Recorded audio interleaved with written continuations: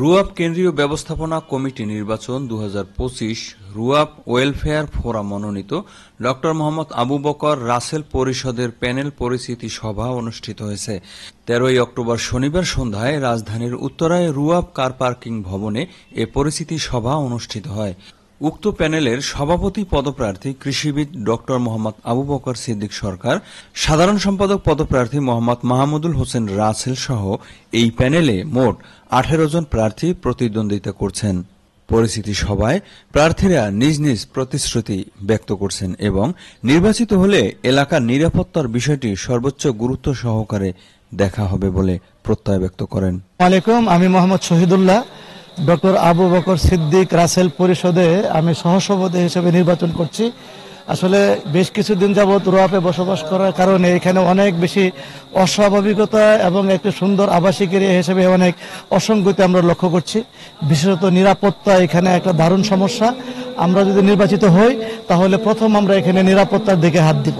সব ধর্মের সমান সুযোগ সুবিধা দিয়ে সবাইকে নিয়ে একত্রে একটা পরিচ্ছন্ন রুয়াব, যেখানে কোনো সন্ত্রাস, কোনো চাঁদাবাজি, কোনো মাস্তানি, কোনো দুষ্টামি, কোনো নোংরামি কিছু থাকবে না, যেখানে সামাজিকভাবে আমরা সবাই একত্রে বসবাস করব এবং বাসযোগ্য বাংলাদেশের মধ্যে মডেল একটা আবাসিক এলাকা হিসেবে আমরা বাংলাদেশে প্রতিষ্ঠা করতে চাই।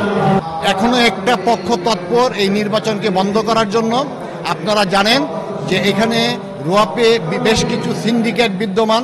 প্রথমত হচ্ছে ডিশ ব্যবসার সিন্ডিকেট, কেবল এবং নেটওয়ার্ক টিভি সংযোগের সিন্ডিকেট, পাশাপাশি বিভিন্ন সিন্ডিকেট এই নির্বাচনটা প্রতিহত করার জন্য প্রতিনিয়ত রাজুকে যাচ্ছে এবং নির্বাচনকে বন্ধ করার জন্য ওনারা বিভিন্ন ধরনের পায়তারা করছে। আমরা রাসেল বকর প্যানেল থেকে বলতে চাই, এই নির্বাচনের ভোটের দাবিদার একমাত্র আমরাই, কারণ আমরাই সকল ফ্ল্যাট মালিকদের ভোটের অধিকার বাস্তবায়ন করেছি। রুয়াবের মানুষের যে ডিজায়ার, আশাকাঙ্ক্ষা, সে আকাঙ্ক্ষার যাতে আমরা প্রতিফলন ঘটাতে পারি, রুয়াবে যাতে কোনো অনৈতিক কাজ কারবার না হয় এবং সুষ্ঠু সুন্দর পরিবেশ থাকে, পারস্পরিক সহাবস্থান, ধর্ম, বর্ণ, জাতি, মতামত নির্বিশেষে সবাই যাতে সুন্দর সহাবস্থান এবং শান্তিপূর্ণ পরিবেশ এবং একটা মানবিক পরিবেশ করে, যাতে একজনের আপদের বিপদে আরেকজন দূরত্বে এগিয়ে যায়। এজন্য আমরা ইশতেহারও বিস্তারিত উল্লেখ করেছি কিভাবে আমরা রুয়াবের উন্নয়ন করতে চাই। যারা সব তাদেরকে ভোট দেবেন, যোগ্যতার কোনো প্যারামিটার নাই, কিন্তু সততার একটাই প্যারামিটার, সৎ যে সে সবসময় সৎ।